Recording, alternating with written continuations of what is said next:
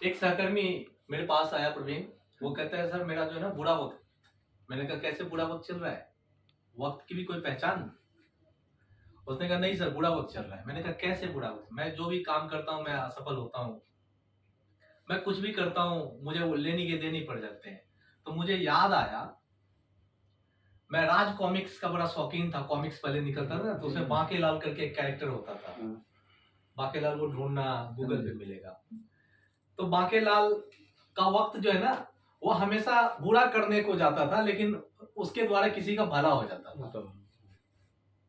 पढ़े हैं, पढ़िएगा गूगल में।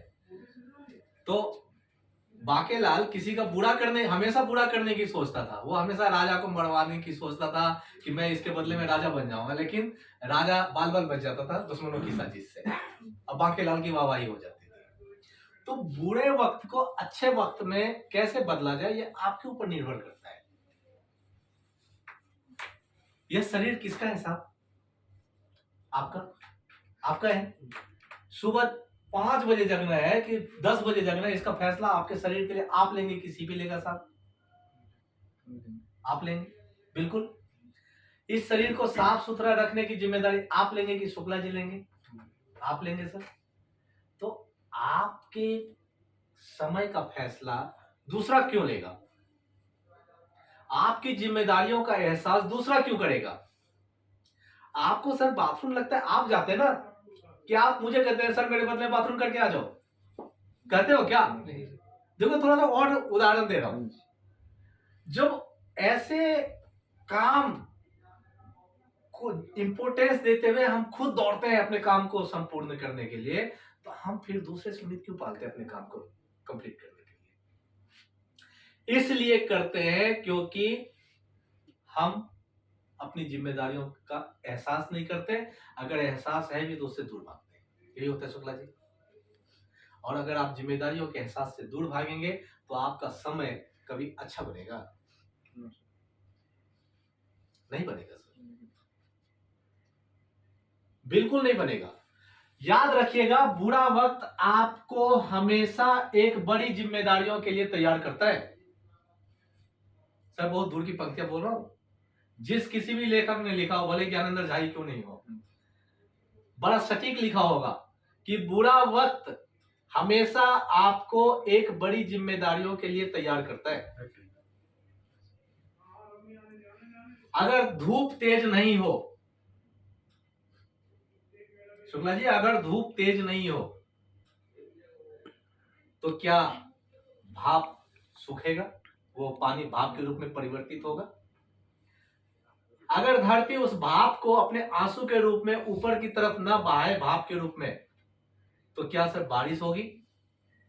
अगर बारिश नहीं हो तो क्या धरती हरी भरी होगी?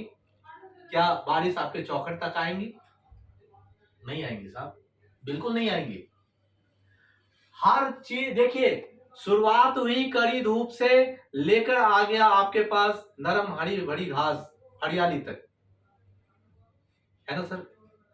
तो हम अच्छे अच्छे समय की कल्पना करते हैं, अच्छे दिन कैसे है उसका रोड मैप कहां है आपके पास? आपने क्या तैयारी किया उसके लिए? सर आप लोग के पास इतना मैन पावर है, आपको पता नहीं है कि आपके डिपार्टमेंट पे कितनी मशीनें चल रही हैं। अगर नहीं चल रही तो उसका कहां है जेंटलमैन जो उसके लिए जिम्मेदार था?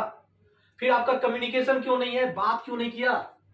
फिर वहां का जो ही घाटा आएगा फिर जवाबदेह कौन बनेगा सर? आप आप या वो? तो जिम्मेदारी समझो ना सर, आप जिम्मेदारी समझो।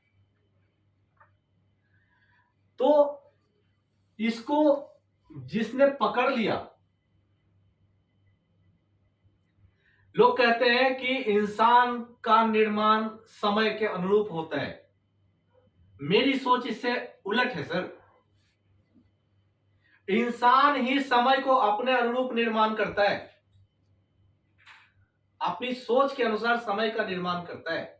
अगर मेरी सोच रहेगी मैं दिन भर बैठ के मक्खी मारता रहूं तो मेरा समय मक्खी मारने में जाएगा। अगर मेरी सोच कहेगी कि मैं अपने समय का निर्माण एनालिसिस में करूं, स्ट्रेटेजी प्लानिंग में करूं, तो मेरा समय उस अनुरूप जाएगा। होता है ना सर? बिल्कुल। याद कीजिए ना, मंगलवार का दिन कुछ लोग अपने समय का सदुपयोग हनुमान जी के मंदिर में जय हनुमान ज्ञान गुण सागर करने के लिए जाते हैं, और कुछ लोग दारू के ठेके पे लाइन लगा के बियर और दारू की बोतल खरीदने के लिए करते हैं। सही या गलत दीपक? सही है सर। समय का निर्माण तो दोनों ने किया, और वह समय हंसता है। निर्माण की प्रक्रिया को देखकर वह समय इंसान पे मुस्कुराता है। कल मेरे एक दोस्त दिलीप ठाकुर जी मेरे से मिले थे कुछ दिन पहले। उन्होंने मुझे कहा था,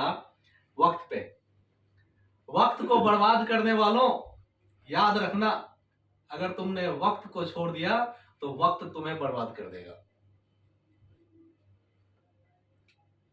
अब आपके ऊपर निर्भर करता है कि इस वक्त को आप अच्छा या बुरा क्या बनाते हैं। इस वक्त को आप अच्छा या बुरा क्या बनाते हैं। और यह तभी संभव है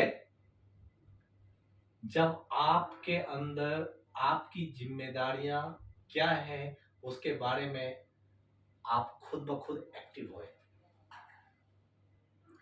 अलार्म कभी लगाए हो घड़ी में? हाँ, अलार्म कभी घड़ी बोलता है 5:15 बज गए, मुझे अलार्म लगा लो कहते हैं।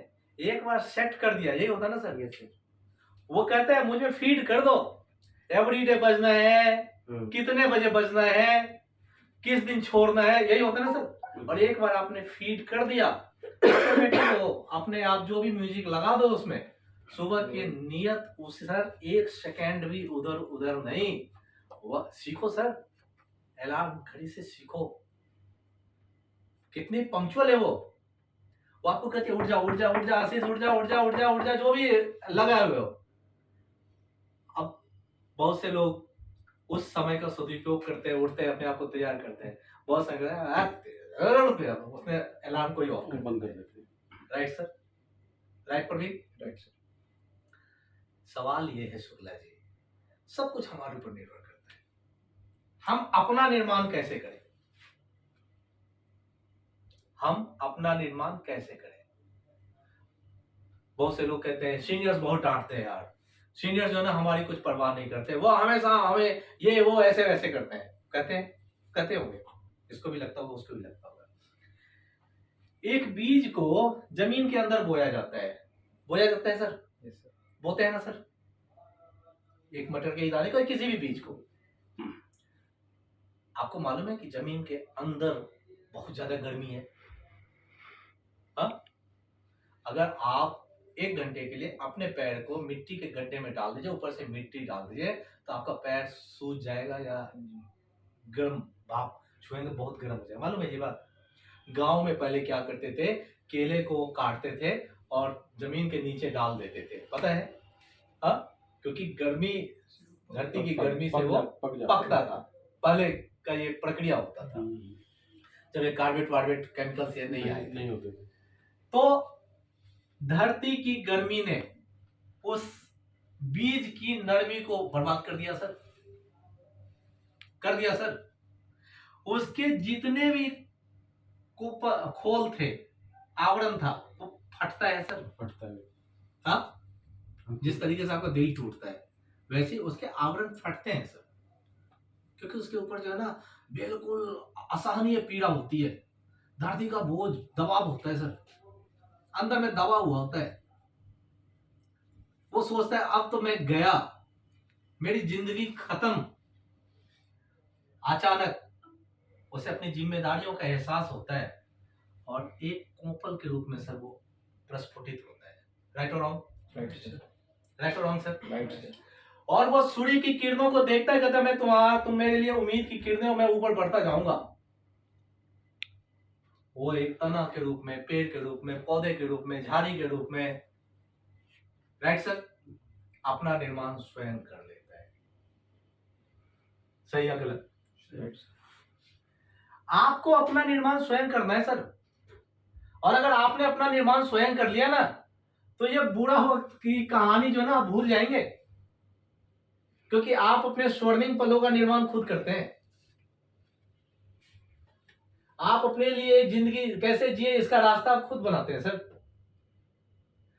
कोई भी साधु, कोई भी बाबा, कोई भी टीचर, कोई भी गुरु, कोई भी किताब केवल आपको मार्गदर्शन दे सकती है, मार्ग का निर्माण नहीं कर सकते हैं।